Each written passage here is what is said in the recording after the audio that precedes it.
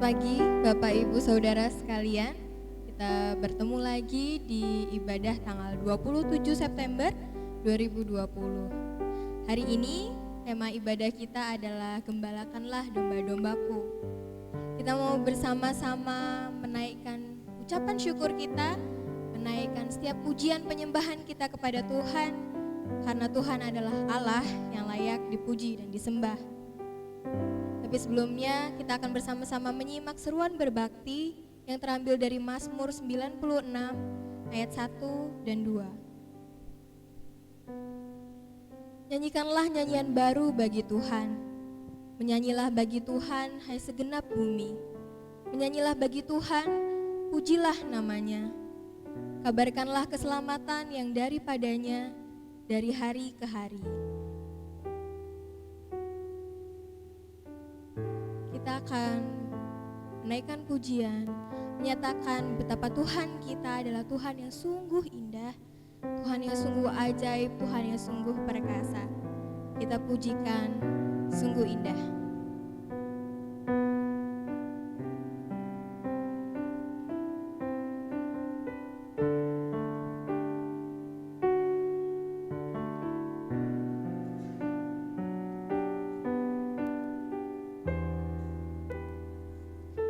Mari kita bersama-sama menyembah Tuhan, memuji dan mengagungkan Tuhan. Sungguh indah.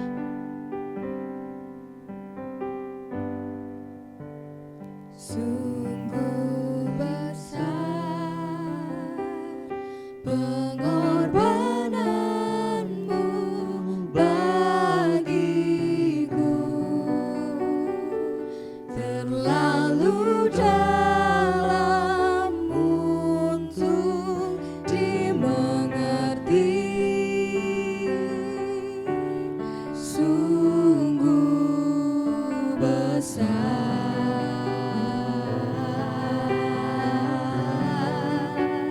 sungguh indah yang kau pikirkan tentangku, tak terselami bagiku. Sungguh indah.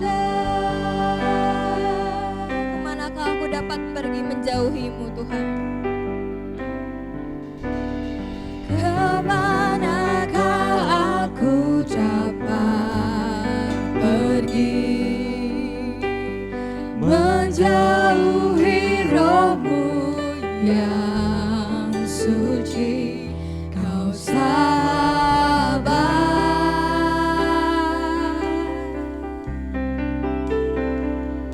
dan kau dekat,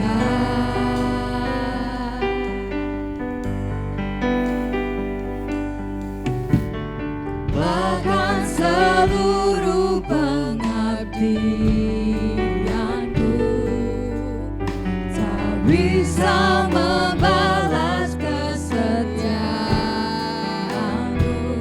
Sungguh mulia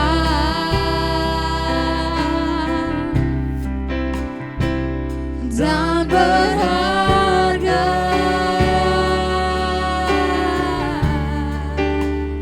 Sungguh besar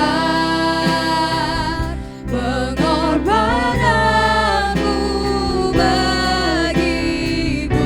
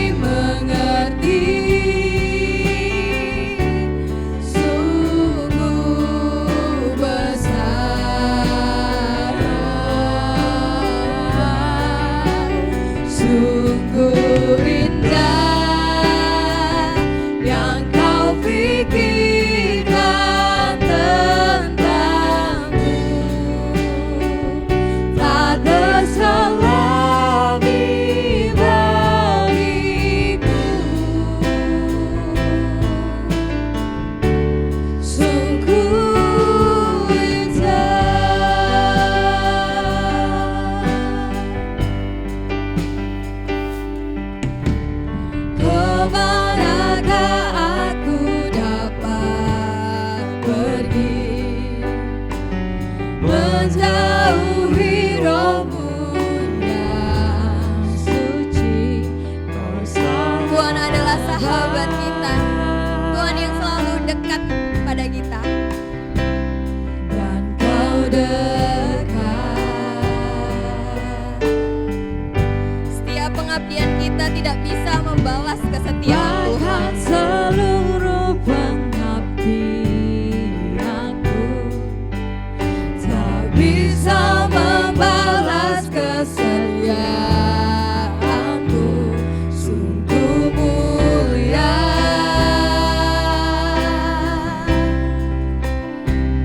dan berharga,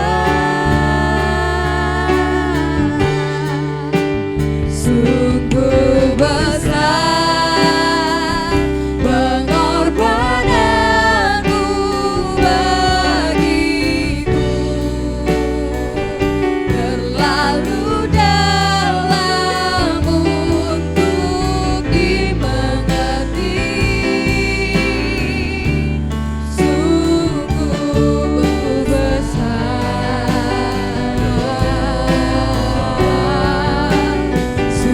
sungguh indah yang kau pikirkan tentangku, tak terselami bagiku, sungguh indah,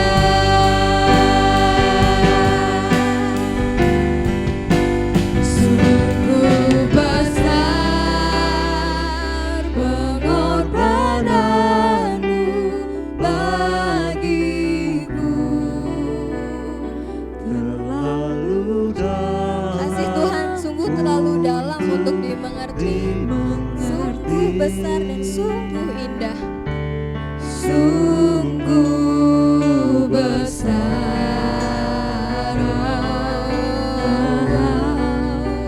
sungguh indah yang kau pikirkan tentangku, tak terselami bagiku, sungguh indah.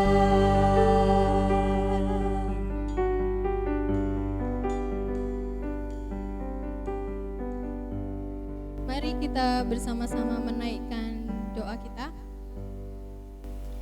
Selamat pagi Tuhan, terima kasih untuk setiap penyertaan Tuhan, untuk setiap perlindungan Tuhan bagi kami dari setiap hari-hari yang kami jalani. Saat ini Tuhan kami mau memuji, menyembah Engkau, mendengarkan firman Tuhan. Kiranya Engkau boleh melayakkan kami, menguduskan kami, supaya kami boleh dilayakkan masuk ke dalam hadirat-Mu. Menyerahkan waktu ini ke dalam tangan kuasa-Mu Bapa, mohon ampun untuk setiap dosa dan pelanggaran kami. Dalam nama Tuhan Yesus Kristus kami berdoa dan mengucap syukur. Amin. Di minggu yang terakhir ini, saya mau menyapa Bapak Ibu Saudara sekalian. Bagaimana kabarnya Bapak Ibu Saudara sekalian? Ada yang bersuka cita di sana, ada yang bersuka cita di sebelah sana juga, puji Tuhan. Ya, kita bersyukur pada Tuhan kita bisa dipertemukan walaupun tidak di gereja, tapi kita bisa bersama-sama beribadah di rumah dengan keluarga ataupun yang sendiri, nggak apa-apa, Tuhan tetap menyertai kita. Kita akan menaikkan pujian kita, betapa Tuhan kita adalah Tuhan yang ajaib, Tuhan yang besar, yang penuh dengan kuasa. Mari kita bersama-sama naikkan pujian ajaib Kau Tuhan. Mari kita naikkan pujian ini dengan hati yang penuh syukur, dengan hati yang penuh sukacita.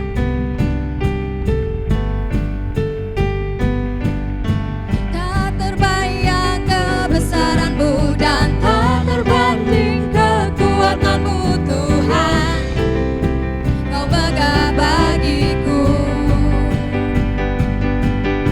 segenap jiwa dan pengharapan telah ku serahkan untuk rencana-Mu Tuhan.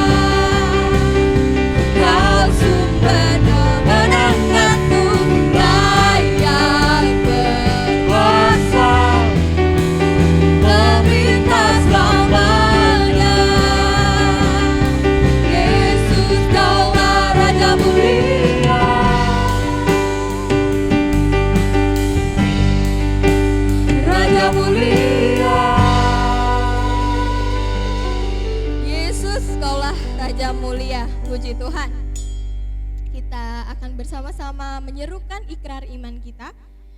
Aku murid Kristus, dipimpinnya dan melakukan kehendaknya sekali saja dengan suara yang lantang. 1, 2, 3. Aku murid Kristus, dipimpinnya dan melakukan kehendaknya. Kita juga akan menyerukan moto gereja kita, mendengar, mencari, menemukan untuk kemuliaan Sang Raja. Sekali saja, tetap dengan suara yang lantang. 1, 2, 3. Mendengar, mencari, menemukan untuk kemuliaan Sang Raja. Di minggu ini, firman Tuhan yang akan disampaikan bertema Gembalakanlah domba-dombaku. Kalau saya cari kemarin di Alkitab, saya baca dari Yohanes 21, pesan ini adalah pesan yang disampaikan dari Tuhan Yesus kepada Simon Petrus pada waktu Tuhan Yesus mau naik ke surga. Dan saat ini pesan ini disampaikan kepada kita melalui firman Tuhan yang akan disampaikan oleh Bapak Adreng. Habis sebelumnya, mari kita bersama-sama menaikkan pujian. Mari masuk, kita mau undang Tuhan ke dalam hidup kita, ke dalam hati kita. Mari masuk hatiku.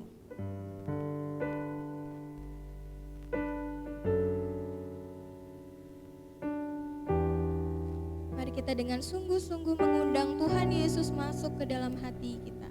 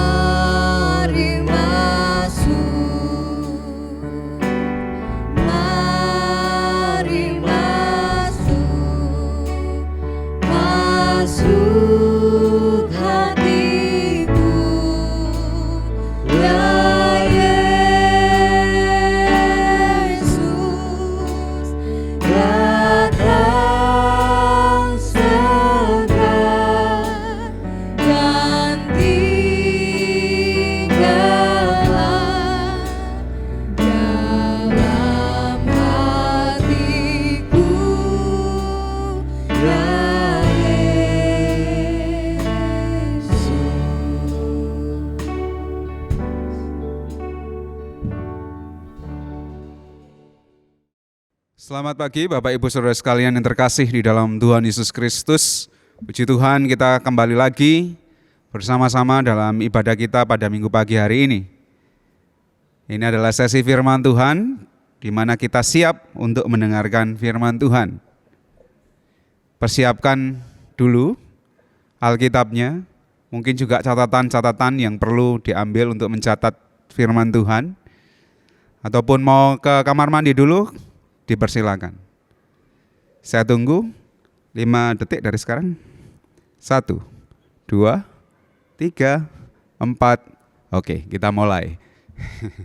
Nggak bercanda ya. Kita akan berdoa terlebih dahulu. Mari kita berdoa ya. Tuhan Yesus, terima kasih saat ini kami akan mendengarkan bagian dari firman Tuhan yang kiranya menolong kami mengerti apa maksud Tuhan dengan hidup kami. Tuhan kiranya menolong hamba-Mu ini yang tidak sempurna untuk dapat menyampaikan yang sempurna, dan juga biarlah jemaat boleh menjadi lahan yang subur hati dan pikirannya yang siap ditanami benih firman Tuhan sehingga tumbuh mekar, berbuah dan berdampak bagi kehidupan masyarakat luas. Terima kasih Tuhan Yesus, kami siap, hamba-Mu siap mendengar. Di dalam nama Tuhan Yesus kami sudah berdoa dan mengucap syukur, haleluya, amin. Pagi hari ini kita masih sama, kita mau belajar dari teladan rasul-rasul. Kalau minggu lalu kita belajar dari teladan rasul-rasul yang menghidupi panggilannya untuk hidup bersama-sama dengan Kristus, hidup sama-sama dengan Kristus untuk menderita bersama-sama dengan Kristus. Pak Koko minggu lalu sudah menyampaikannya, di beberapa kesempatan yang lalu juga sudah disampaikan bahwa bagaimana kita belajar dari rasul-rasul yang sudah disampaikan. Saat ini kita masih akan belajar dari teladan rasul-rasul. Diambil dari Yohanes 21 ayat 15 sampai 19. Tema khotbah yang diberikan kepada saya yaitu gembalakanlah domba-dombaku. Siapa yang menjadi gembala? Pak pendeta saja kah? Atau Pak asisten pendeta saja? Atau perancang saja? Atau siapa? Siapa yang menjadi domba? Nah, kita akan sama-sama meneladani dari kisah hidup atau teladan rasul yang cukup juga terkenal rasul ini, yang menjadi salah satu dari murid Kristus. Saya akan menolong membacakannya dari Yohanes 21 ayat 15 sampai 19. Yohanes 21, Injil Yohanes 21 ayat 15 sampai 19. Begini bunyi Alkitab, begini pembacaan Alkitab. Saya akan menolong membacakan. Judul perikopnya, gembalakanlah domba-dombaku. Sesudah sarapan, Yesus berkata kepada Simon Petrus, "Simon, anak Yohanes, apakah engkau mengasihi aku lebih daripada mereka ini?" Jawab Petrus kepadanya, "Benar Tuhan, engkau tahu bahwa aku mengasihi engkau." Kata Yesus kepadanya, "Gembalakanlah domba-dombaku." Kata Yesus pula kepadanya untuk kedua kalinya, "Simon, anak Yohanes, apakah engkau mengasihi aku?" Jawab Petrus kepadanya, "Benar Tuhan, engkau tahu bahwa aku mengasihi engkau." Kata Yesus kepadanya, "Gembalakanlah domba-dombaku." Kata Yesus kepadanya untuk ketiga kalinya, "Simon, anak Yohanes, apakah engkau mengasihi aku?" Maka sedih hati Petrus karena Yesus berkata untuk ketiga kalinya, "Apakah engkau mengasihi aku?" Dan ia berkata kepadanya, "Tuhan, engkau tahu segala sesuatu. Engkau tahu bahwa aku mengasihi engkau." Kata Yesus kepadanya, "Gembalakanlah domba-dombaku. Aku berkata kepadamu, sesungguhnya ketika engkau masih muda, engkau mengikat pinggangmu sendiri dan engkau berjalan kemana saja engkau kehendak. Tetapi jika engkau sudah menjadi tua, engkau akan mengulurkan tanganmu dan orang lain akan mengikat engkau dan membawa engkau ke tempat yang tidak kau kehendaki." Dan hal ini dikatakannya untuk menyatakan bagaimana Petrus akan mati dan memuliakan Allah. Sesudah mengatakan demikian, ia berkata kepada Petrus, "Ikutlah aku." Suatu perbincangan yang cukup menarik antara Yesus Kristus, Tuhan Yesus Kristus dengan Petrus. Kenapa perbincangan ini sampai terjadi? Maka ada penyebabnya. Saya akan memulai membawa kita dalam suatu pertanyaan. Apa yang terjadi jika kita dikhianati? Apa yang terjadi jika kita dikecewakan?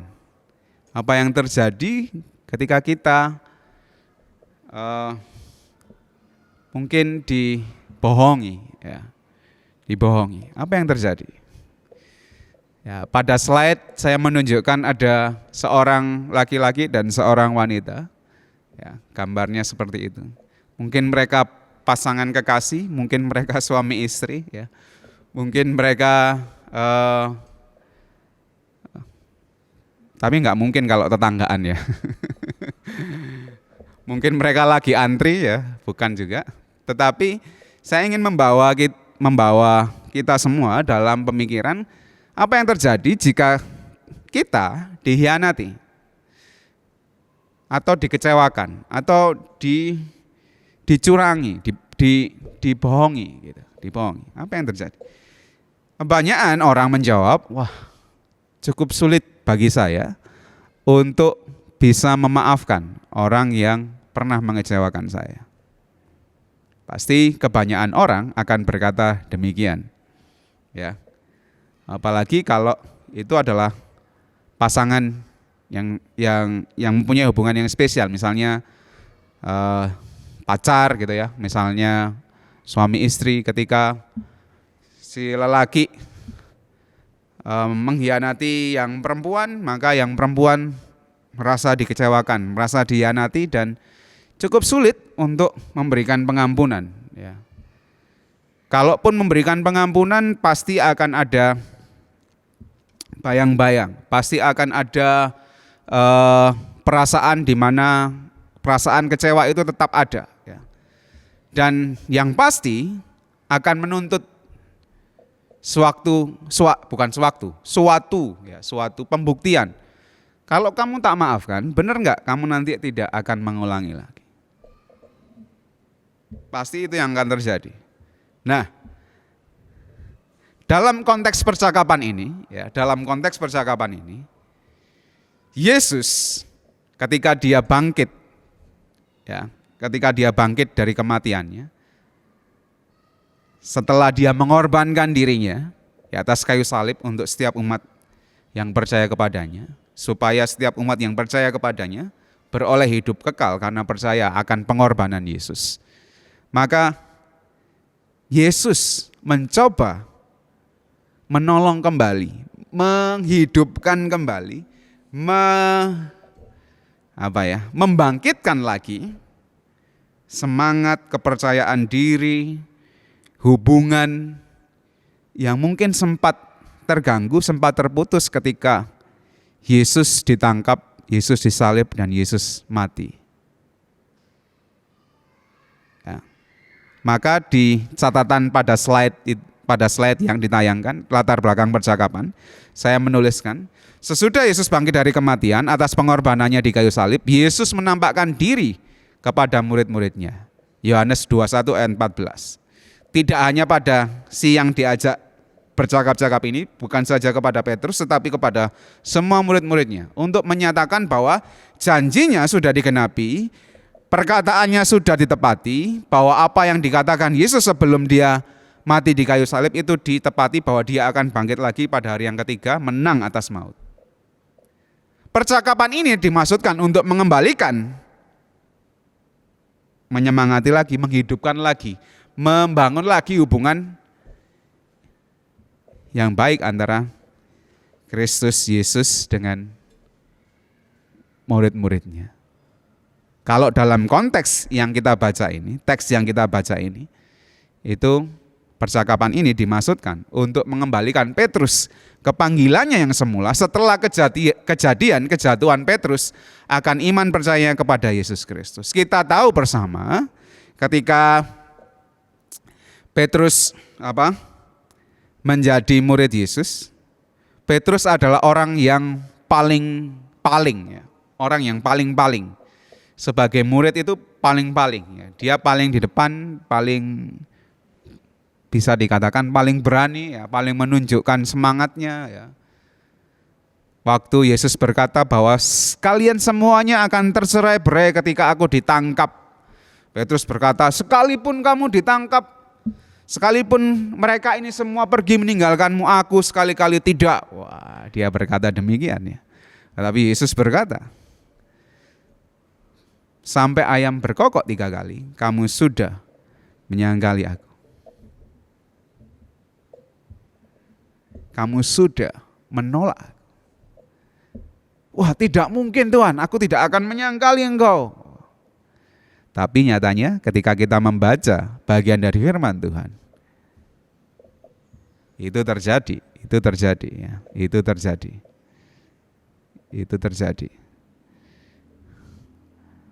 Maka ini yang dilakukan Yesus. Membangkitkan lagi, mengembalikan lagi Petrus ke dalam panggilannya yang semula, dalam mengikut Kristus. Ya. Lalu apa maksud Yesus dengan pertanyaan-pertanyaannya? Yesus ingin mengembalikan Petrus ke panggilannya yang semula. Maka Yesus berkata kepada Simon Petrus, Simon anak Yohanes, Yohanes 21 ayat 15, Simon anak Yohanes, apakah engkau mengasihi aku lebih daripada mereka ini? Ya, lebih daripada mereka ini. Apakah engkau mengasihi aku lebih daripada mereka ini? Kalau kita teliti bersama-sama, bagian dari kata tersebut, dari kata mengasihi yang saya cetak tebal itu dalam bahasa aslinya agapau, ya, pakai kata agapau, yang artinya kasih yang tidak mementingkan diri sendiri atau kasih tanpa batas atau kasih tanpa syarat. Ya, itu tentang kata kasih, mengasihi. Dia pakai kata agapau. Aku lebih daripada mereka ini, ya, dalam teks tersebut yang saya cetak tebal, itu dalam bahasa aslinya itu menggunakan kata pleion tauton, ya. Lebih dari orang lain, yang artinya lebih dari orang lain, lebih penting dari hal lain, lebih berharga dari apapun juga. Jadi maksud dari pernyataan tersebut, Petrus, apakah engkau mengasihi aku lebih daripada orang lain, lebih penting dari hal lain, lebih berharga dari apapun juga. Nah, kenapa kok Yesus menanyakan hal ini? Ya, kita tahu bersama pengalaman yang saya sebutkan di awal tadi, bagaimana Petrus menyangkali Yesus.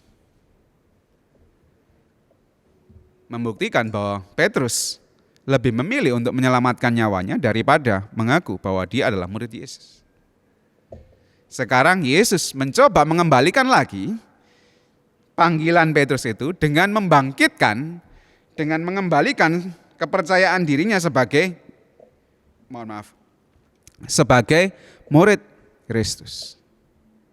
Dengan pertanyaan ini, apakah engkau mengasihi aku lebih daripada mereka ini? Dalam bahasa terjemahnya, apakah engkau mengasihi aku, kasihnya kasih agape, lebih daripada orang lain, lebih daripada hal yang lain, lebih berharga daripada apapun juga. Yesus mengulang kembali pertanyaan yang hampir sama untuk meneguhkan Petrus di ayat 16 dan 17. Nah, itu yang terjadi. Tujuan dari Yesus menanyakan hal ini adalah untuk membangkitkan lagi, memulihkan lagi. Nah, bahasa yang tepat mungkin itu, memulihkan lagi kepercayaan diri Petrus sebagai murid Yesus, panggilan Petrus sebagai murid Yesus direview lagi, dipulihkan lagi oleh. Tidak seperti yang dahulu, ya, tidak seperti yang dahulu, tetapi saat ini Petrus menjawab demikian. Yohanes 21 ayat 17. Kata Yesus kepadanya untuk ketiga kali, Simon anak Yohanes, apakah engkau mengasihi aku? Maka sedih hati Petrus, Yesus berkata untuk ketiga kalinya, apakah engkau mengasihi aku? Dan ia berkata kepadanya, Tuhan, engkau tahu segala sesuatu, engkau tahu bahwa aku mengasihi engkau. Kata Yesus kepadanya, gembalakanlah domba-dombaku. Tidak seperti waktu Yesus belum disalibkan. Waktu Petrus masih bersama-sama dengan Yesus ketika melayani. Waktu itu Yesus berkata bahwa aku akan segera diserahkan kepada anak manusia, akan segera diserahkan untuk dikorbankan, untuk menyelamatkan umat manusia. Maka Petrus menjawab, sekalipun mereka ini pergi, sekalipun mereka ini meninggalkan engkau, sekali-kali aku pun tidak. Petrus berkata dengan agak sombong, agak percaya diri sekali, dengan agak membanggakan diri. Tetapi ketika Yesus bangkit, ada sedikit perubahan. Ada perubahan yang ditunjukkan Petrus. Mari kita simak. Ada yang bercetak tebal di situ. Tuhan, engkau tahu segala sesuatu, engkau tahu bahwa aku mengasihi engkau. Yohanes 21 ayat 17. Berbeda pernyataannya dengan apa yang dikatakan Petrus di Matius 26 ayat 33. Mari kita bandingkan ya, mari kita bandingkan. Petrus 26 ayat 33. Petrus 26 ayat 33. Petrus menjawab demikian. Biarpun mereka semua tergoncang imannya karena engkau, aku sekali-kali tidak. Wah, keren ya, keren. Tetapi apa yang terjadi? Dia menyangkali Yesus sebanyak 3 kali sampai ayam berkokok. Bukan, aku bukan muridnya. Bukan, aku bukan salah satu dari mereka. Untuk menyelamatkan dirinya karena Yesus ditangkap dan muridnya tercerai-berai, lari, tunggang langgang, kabur. Karena takut ditangkap oleh prajurit Romawi. Tetapi apa yang kita lihat di sini? Ada perubahan sikap. Yang dulunya sok yes, ya, bahasa anak sekarang sok yes, ya. Sekarang lebih soft. Ya. Tuhan, engkau tahu segala sesuatu. Ya. Engkau tahu bahwa aku mengasihi engkau. Gitu. Dia tidak membanggakan dirinya, tidak menunjukkan egonya, tetapi dia lebih memilih mengimani Yesus. Yesus, kalaupun aku tidak menjawab, engkau sudah tahu, maksudnya begitu. Apa yang aku pikirkan dalam pikiranku, dalam hatiku, pasti engkau sudah tahu jawabannya. Aku ini mengasihimu. Maka ketika Petrus menyampaikan demikian, Yesus menerima pertobatan Petrus. Next slide. Yohanes 21 ayat 17 yang sudah kita baca tadi mengatakan, kata Yesus kepadanya, ya, bagian terakhir Yohanes 21 ayat 17, gembalakanlah domba-dombaku. Kita bisa lihat pernyataan yang sama yang diulang sebanyak 3 kali, baik oleh Petrus maupun oleh Yesus. Pada ayat 15 dan 16 Yesus menggunakan kata kasih dalam bahasa aslinya agapo, yang artinya tidak mementingkan diri sendiri, yang sudah kita baca tadi, simak bersama-sama di awal, yang sudah saya jelaskan di awal. Ya.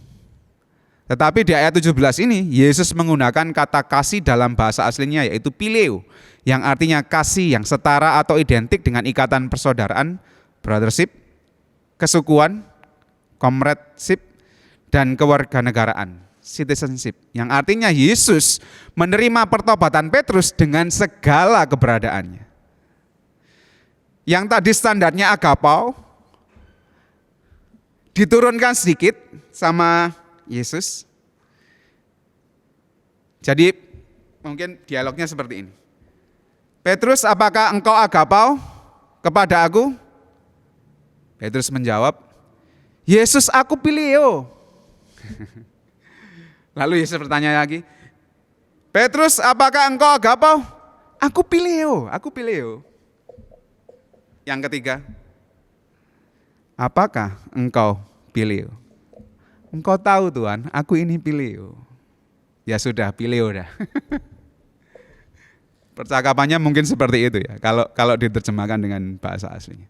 Ya sudah, phileo, enggak apa-apa dah gitu. Sesudah ia mengatakan demikian, ia berkata kepada Petrus, ikutlah. Membuktikan bahwa Yesus menerima pertobatan Petrus dengan segala keberadaannya.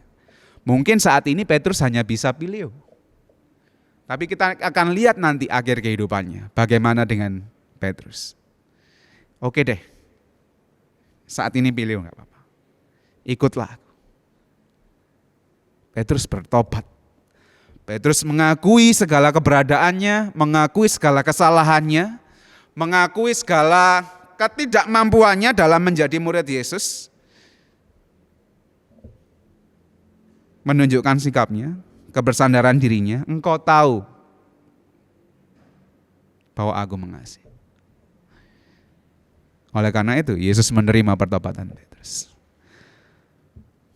Karena pertobatan itu penting bagi Petrus untuk menjalankan tugas tanggung jawab yang akan Yesus berikan kepada Petrus. Penting. Kalau Petrus nggak bertobat, kalau Petrus tidak menyatakan perubahan sikapnya waktu diajak bincang begitu, maka Yesus tidak akan berkata, gembalakanlah domba-domba. Tidak akan. Tidak akan. Tetapi karena perubahan sikap Petrus tadi, perubahan diri Petrus tadi, yang mengakui segala keberadaannya, yang mengakui segala ketidakmampuannya, dan mau percaya Yesus kembali lagi, memenuhi panggilannya, maka Petrus diberi tanggung jawab oleh Yesus, gembalakanlah domba-domba. Nah, apa maksud dari kata gembalakanlah domba-domba? Petrus menerima tugas. Next slide. Kata gembala dalam ayat 15 dan 17 menggunakan kata yang sama dalam bahasa asli, yaitu bosko. Ya. Gembala dalam ayat 15 dan 17 itu menggunakan kata yang sama, yaitu bosko, yang artinya memberi makan. Tetapi di ayat 16, nah ini pentingnya belajar firman Tuhan, perlu memahami bahasa aslinya, karena dengan kita memahami bahasa aslinya, kita tahu apa maksud dari perkataan itu, ya, supaya kita tidak salah kaprah, supaya kita tidak salah menafsirkan. Karena kalau kita salah menafsirkan, maka kita juga salah arahan, ya. Kita dalam menjalankannya menjadi salah. Kata gembala dalam ayat 15 dan 17 itu menggunakan kata bosko, yang artinya memberi makan. Ya, tetapi di ayat 16 itu berbeda. Kata yang digunakan dalam bahasa aslinya itu poimaino, yang artinya memelihara. Kalau dirangkai dalam kalimat, tugas Petrus adalah memelihara dan memberi makan. Ya, tugas gembala, tugas seorang angon, ya, itu adalah memelihara dan memberi makan, gembala. Dipelihara, dirawat, dijaga, sekaligus juga diberi makan supaya dapat bertumbuh berkembang. Dipelihara itu artinya ketika si domba nggak nurut itu dikasih tahu. Iya benar. Kalau ada satu domba yang nyelindung, itu bahasa Indonesianya apa ya? Serong gitu ya, serong jalannya, nyelindung ya. Atau tidak dalam kumpulan gitu ya. Sama gembalanya ditarik lagi ya. Sama alat yang dibawa itu. Kalau dulu kan gembala pakai tongkat panjang, lalu di bagian ujungnya itu kan agak melengkung begini. Itu untuk mengembalikan mereka lagi dalam kawanan, supaya mereka tidak terlepas dari kawan. Tujuannya untuk apa? Untuk memelihara, untuk menyelamatkan. Ketika domba itu hampir jatuh ke jurang, maka tongkat itu juga digunakan untuk menolong domba, menarik domba itu dari pinggir jurang. Ilustrasi yang sering digunakan seperti itu. Ditarik kembali supaya tetap aman, selamat di dalam kawanan. Sekaligus juga tugas gembala adalah memberi makan supaya domba-dombanya berkembang. Tentunya makanan yang diberi harus makanan yang sehat, makanan yang menguatkan, makanan yang membuat para domba-domba ini tumbuh subur, berkembang. Ya. Bukan makanan yang membuat mereka keselak, bukan makanan yang membuat mereka bingung, ini makanan apa ya? Bukan makanan yang makanan nggak enak ini. Sudah aku nggak mau jadi dombamu. Bukan seperti itu ya. Tapi memberi makan makanan yang sehat kepada domba-dombanya. Maka penting bagi gembala untuk memelihara dan memberi makan. Nah, tugas ini yang diberikan kepada Petrus supaya mereka bertumbuh. Domba-domba ini bertumbuh.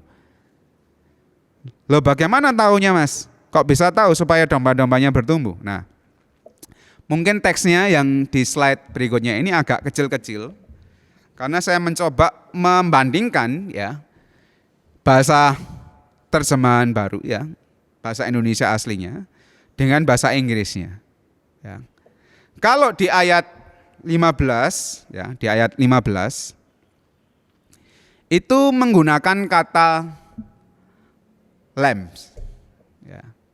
Atau terjemahannya itu anak domba. Tapi di ayat 16 dan 17 itu menggunakan kata sheep ya, atau domba dewasa. Artinya dari anak domba menuju domba dewasa berarti ada proses pertumbuhan. Proses pertumbuhan itu yang ditugaskan Yesus kepada Petrus. Dalam ilustrasi, gembalakanlah domba-dombaku. Gembalakanlah domba-domba. Karena kamu sudah bertobat, karena kamu sudah menerima Kristus, karena kamu sudah memahami, karena kamu sudah menyatakan pertobatanmu, maka tugasmu sekarang adalah gembalakanlah domba-domba. Mas, berarti tugasnya ini hanya untuk Pak Pendeta saja? Hanya untuk Pak Asisten Pendeta saja? Hanya untuk perancang saja? Tidaklah. Tidak ya. Tidak. Tugas ini adalah untuk setiap orang yang percaya kepada Kristus. Karena ayat ini ditujukan kepada kita semua yang membacanya.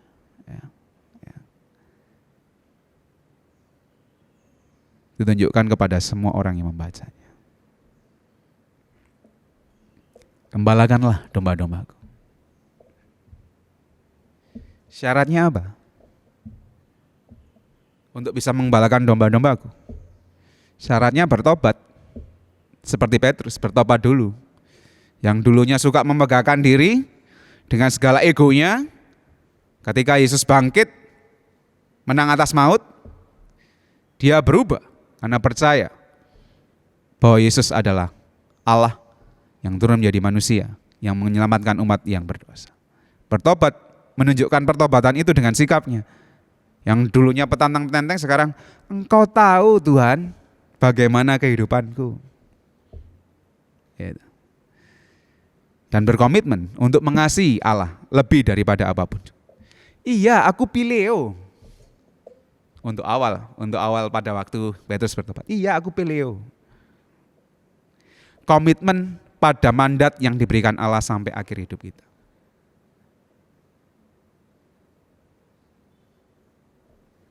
Akhir kehidupan Petrus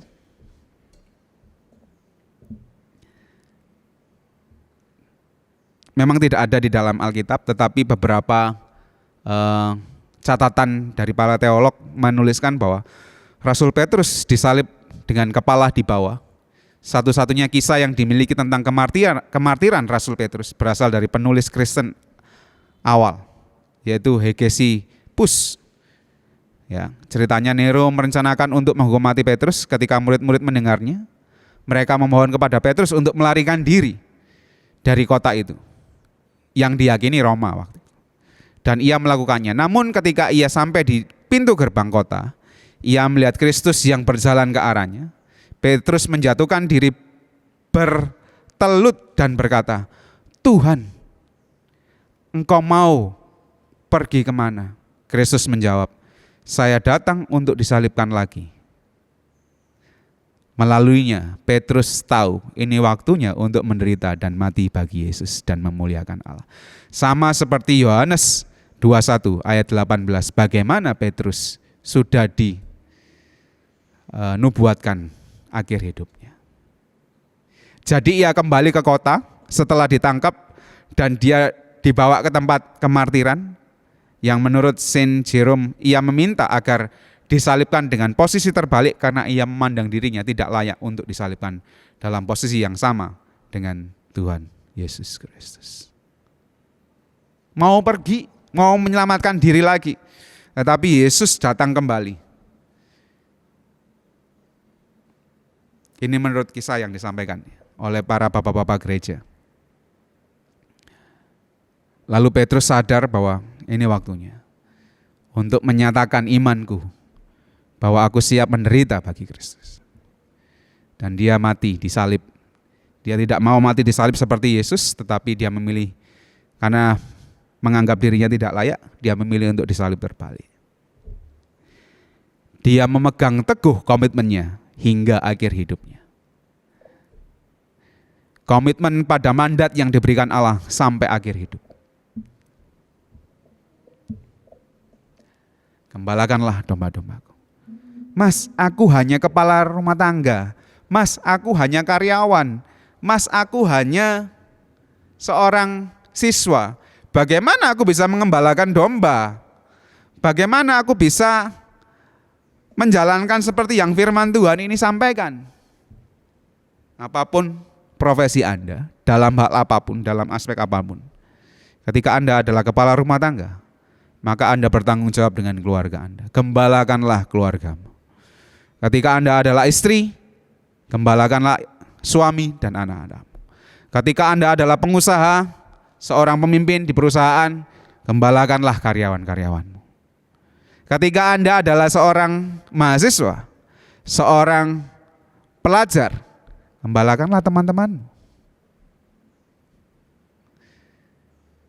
Dan ketika Anda pelayan Tuhan, terlebih lagi, gembalakanlah domba-domba yang dipercayakan kepadamu. Pelihara mereka, beri makan yang terbaik bagi mereka, bukan racun, bukan toksik. Bahasa yang sekarang kan toksik. Anak-anak kalau main game online kan biasanya omongannya kan penuh dengan toksik ya. Mungkin anak-anak yang mendengarkan firman Tuhan yang saat ini dibicarakan mungkin ketawa ya. Dan orang tua yang mendengarkan, apa le toksik itu? Sekarang tanya kepada anaknya, maksudnya apa sih Mas Adreng bicara toksik itu? Ya. Bukan racun yang disampaikan, yang diberikan, tetapi makanan-makanan yang sehat, yang menumbuh kembangkan domba-domba yang kamu sedang gembalakan. Ini menjadi tugas tanggung jawab kita bersama. Ini menjadi panggilan kita bersama. Bukan saya saja sebagai seorang asisten pendeta, bukan saja Pak Pendeta sebagai Gembala Sidang Gereja Baptis Indonesia Nazaret, bukan saja Pak Denny sebagai Ketua Perancang, bukan saja Mas Kresna sebagai si ibadah gereja, bukan saja orang-orang tertentu, tetapi ini panggilan kepada kita semua. Gembalakanlah domba-domba dalam segala aspek kehidupan kita, apapun posisi kita. Ini yang dimandatkan Kristus kepada orang-orang yang mengaku muridnya. Gembalakanlah domba-domba. Pelihara domba-domba. Beri makan makanan yang terbaik. Makanan yang terbaik itu tentunya harus diolah dulu, diracik dulu. Mungkin kalau perlu diberi vitamin dulu ya. Dihitung dulu ya. Kalorinya berapa ya. Mungkin kalau Coach Jenny kan dihitung dulu kalorinya berapa. Ataupun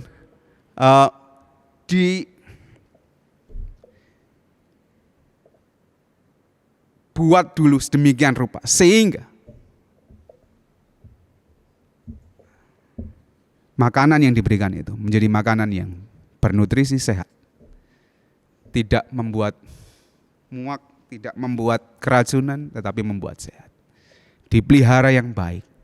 Ketika ada domba yang coba melenceng ke kanan dan melenceng ke kiri, ditarik kembali, dirangkul kembali, diingatkan, dikembalikan.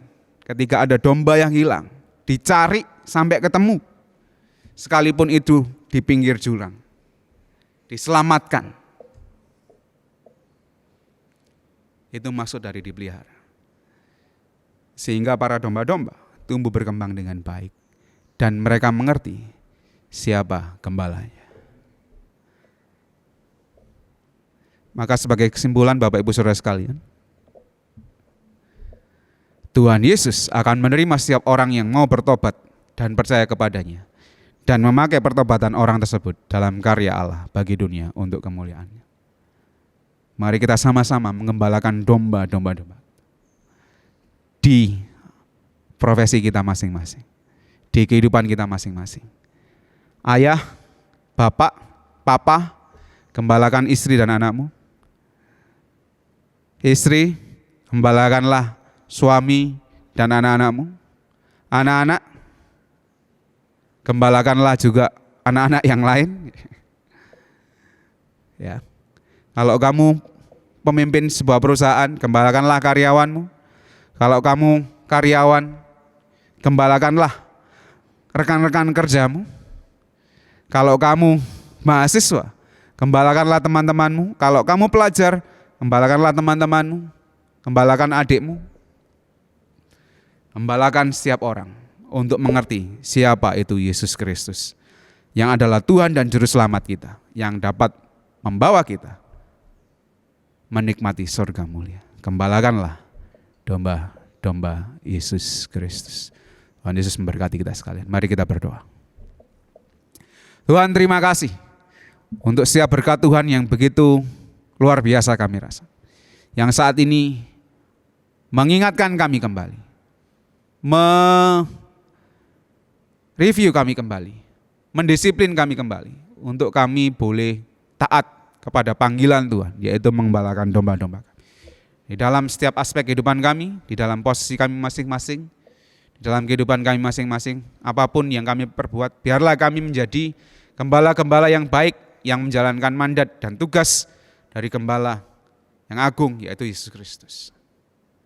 Tuhan, pakai kami semua dengan keberadaan kami, dengan segala keterbatasan yang kami miliki.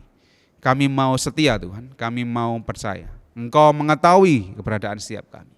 Pakailah kami Tuhan untuk dapat mengembalakan domba-domba-Mu yang Tuhan sudah percayakan. Ini bukan kepunyaan kami, tetapi ini adalah kepunyaan yang harus kami gembalakan dengan baik dan benar. Di mana kami harus bertanggung jawab dengan penuh terhadap domba-domba yang sudah Tuhan percayakan kepada kami. Terima kasih Tuhan Yesus, terima kasih untuk firman Tuhan yang begitu indah. Mampukan kami Tuhan. Di dalam nama Tuhan Yesus kami sudah berdoa dan mengucap syukur. Haleluya. Amin. Puji Tuhan, kita sudah mendengarkan firman Tuhan. Mari kita meresponi firman Tuhan yang telah disampaikan dengan menaikkan pujian mahkota kehidupan. Mari kita minta Tuhan untuk memampukan kita setia sampai kita menerima mahkota kehidupan.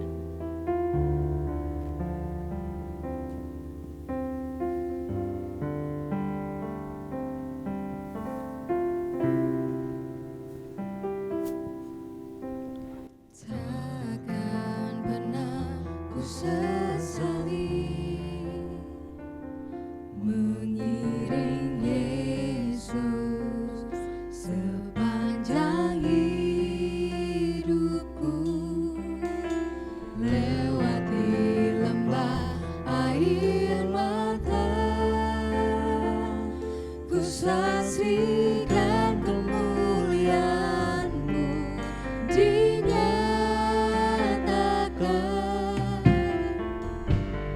Berapapun harga yang harus ku bayar, ku kan tetap setia melayani, mengasihi-Mu, mengiring-Mu seumur hidupku. Janji-Mu kan tetap ku pegang teguh sampai ku dapat mahkota kehidupan.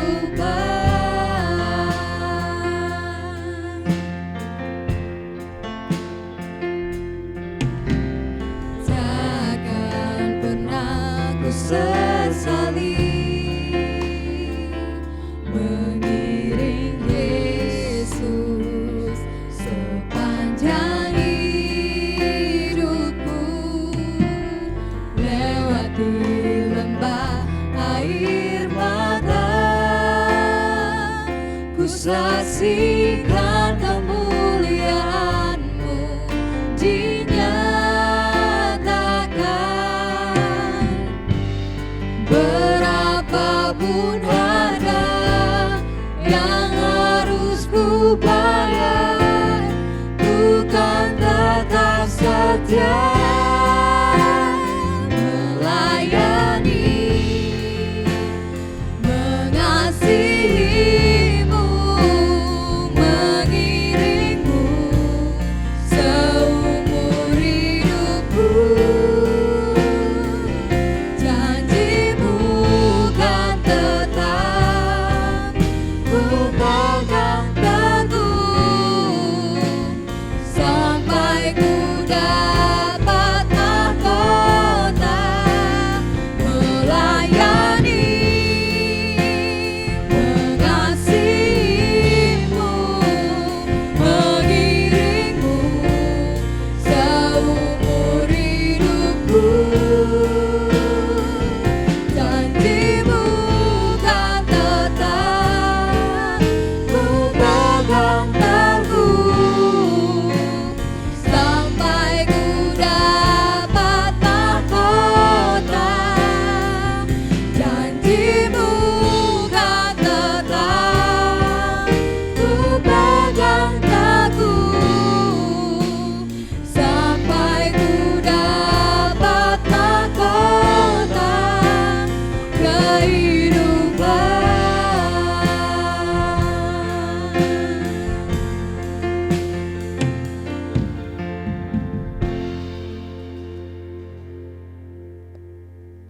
Kita sudah menerima begitu banyak berkat, begitu banyak kasih dari Tuhan. Kini saatnya kita memberikan yang terbaik bagi Tuhan melalui persembahan dan persepuluhan kita. Seruan persembahan terambil dari Lukas 6 ayat 38. Berilah dan kamu akan diberi suatu takaran yang baik, yang dipadatkan, yang digoncang, dan yang tumpah keluar akan dicurahkan ke dalam ribaanmu.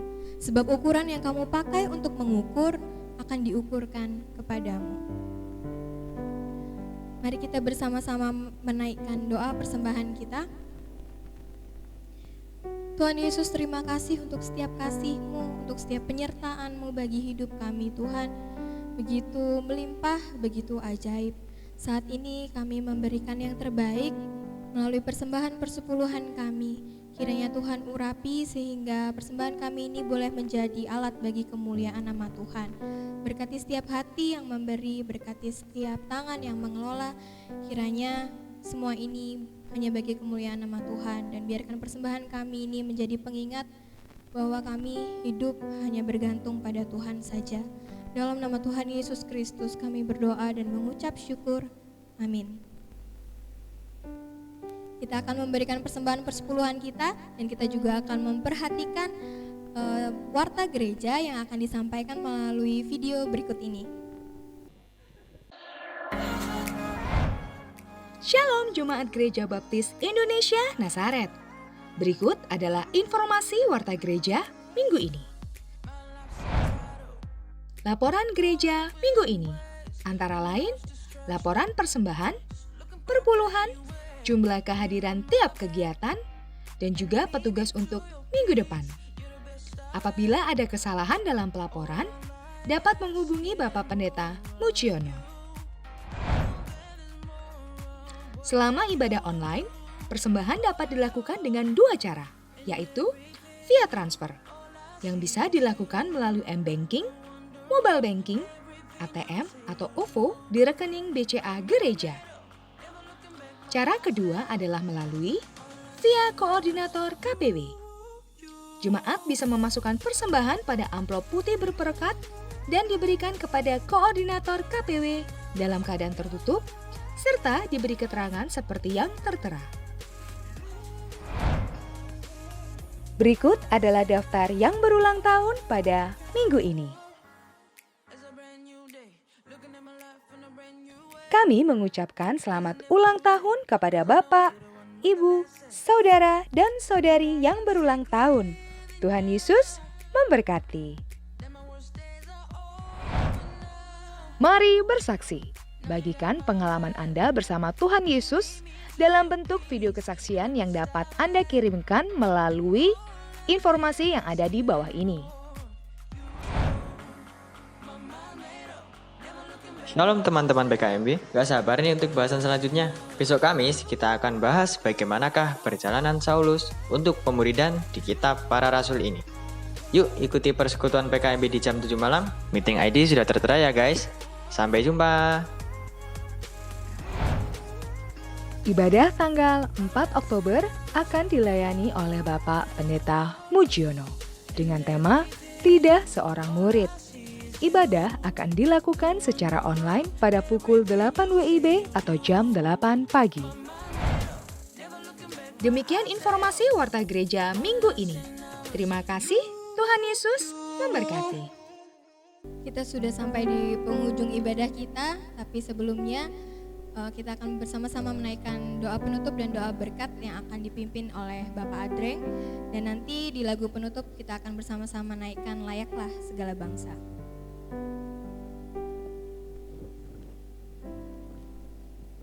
Ya, mari kita berdoa mengakhiri ibadah kita pada pagi hari ini.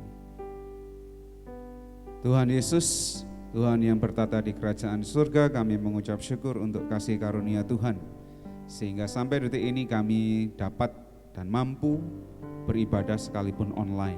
Kami mengucap syukur Tuhan untuk kesempatan ini.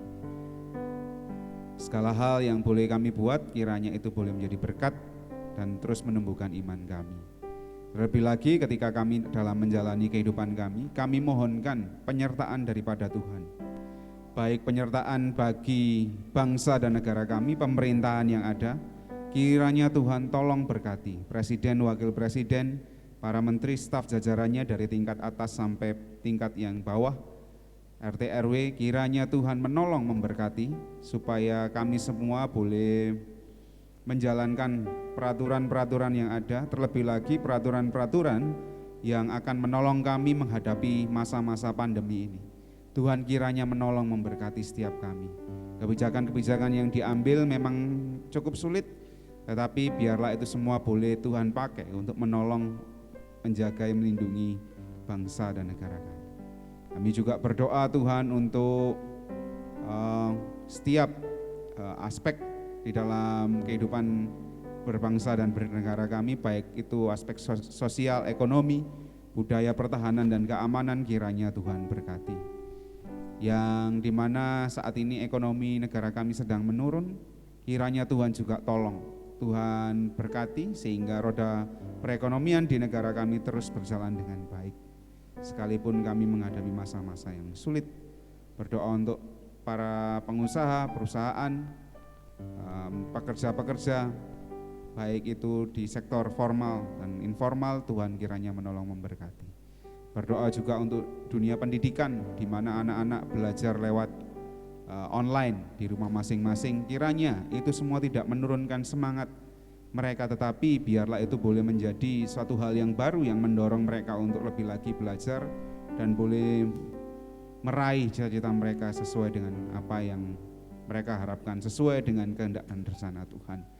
Pakai setiap sarana yang mereka punyai untuk menolong mereka berkembang secara intelektual, begitu juga dengan keluarga yang harus menolong mereka. Tuhan berikan kesabaran, ketelatenan, dan juga menolong para orang tua untuk boleh mendampingi anak-anaknya. Berdoa untuk para medis, Tuhan kiranya menolong memberkati, memberikan kami semangat untuk tetap melakukan yang terbaik dalam melayani para pasien, para orang-orang yang terdampak COVID-19. Tuhan kiranya tolong berkati.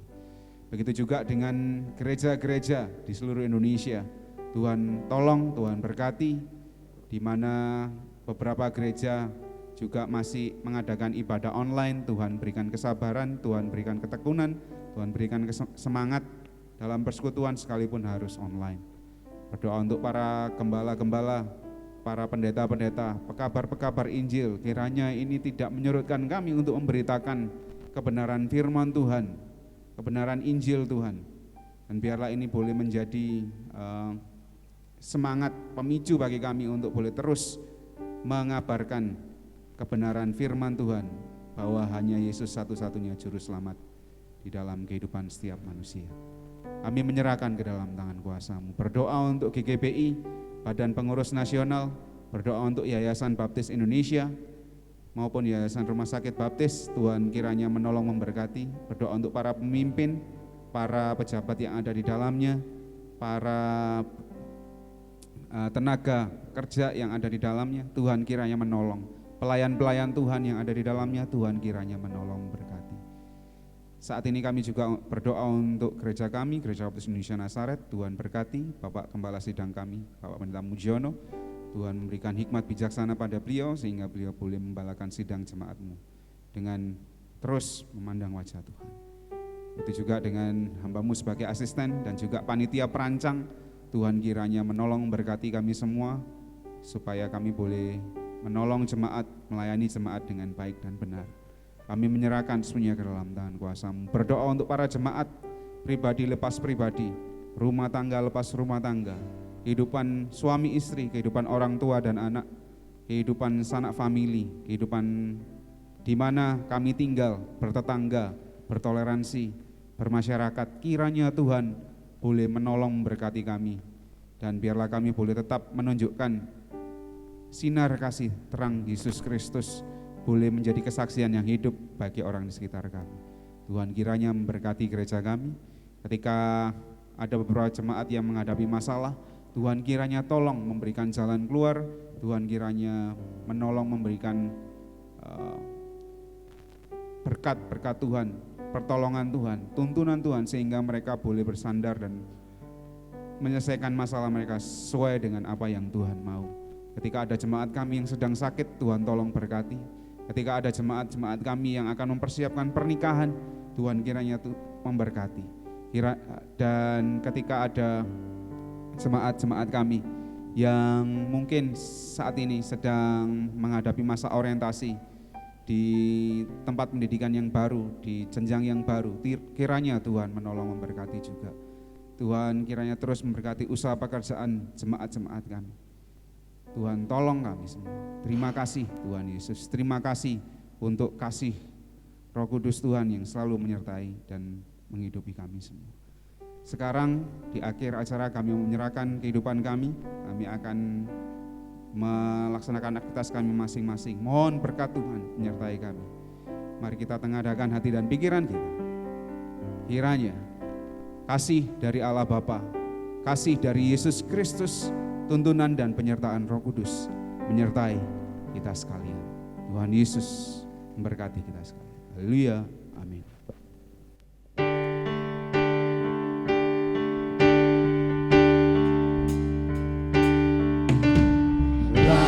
Layaklah segala bangsa sujud kepadamu, sebab Kau Allah yang kudus, layak disembah. Sebab Kau Allah yang kudus, Sebab Kau Allah yang kudus, layak disembah.